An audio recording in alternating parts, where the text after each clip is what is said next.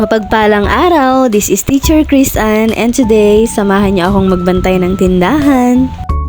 Sinimulan nga natin ang araw na to ng pagwawalis. Ayan, linisin natin ng mabuti dahil dito tayo mag-i-stay ng matagal. Parang love lang yan. Kung malinis ang intensyon mo, magtatagal ang relasyon nyo.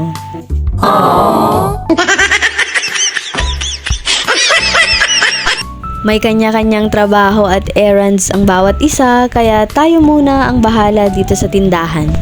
Bising-busy sa bukid ang mga in-laws ko. Ang mga hipag ko naman ay may nilakad lang sa bayan.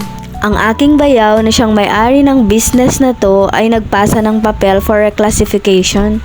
Grabe, pangarap niya lang dati ang ganitong business at ngayon, he's living his dream. Tunay ngang walang imposibleng pangarap kapag sinamahan ng tiwala sa Diyos, sipag at dasal.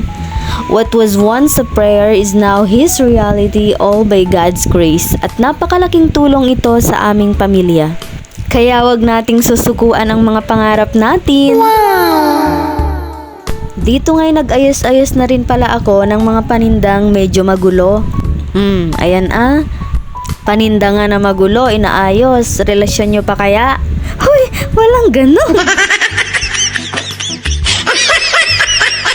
Dinala ko nga ditong mag-affiliate ng Milko pero nagbago ang isip ko kasi baka walang bumili. Nagmerienda na nga lang ako dito habang naghihintay ng bibili dahil nagutom na ang person. Libre nga pala ang merienda dito basta ikaw ang magbabantay. Huy, walang ganun. Hala, paano kaya yan? Nagmerienda na ako pero wala pa akong napagbentahan. Oh no! Habang nagme-merienda nga ay pinuntahan tayo ng napaka-cute na bulinggit na ito. Hello guys, welcome today. Today, I'm gonna make coffee. Today I make coffee for Tita. Less sugar, please. Yes, coming up. Make it fast. Today you're just not waiting too long.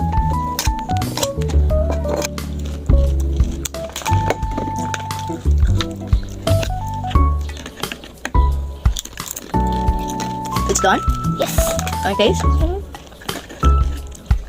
You cool down on it. You cool down. Oh my god, I'm too clumsy.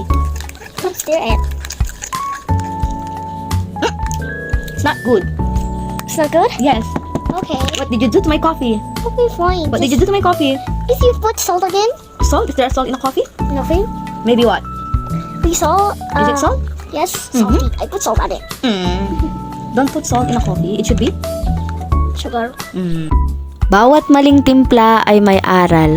Gaya sa pangarap, kailangan mo munang tikman ang pangit na lasa ng mga pagsubok bago mo makamtan ang tamis ng tagumpay. Thank you for watching!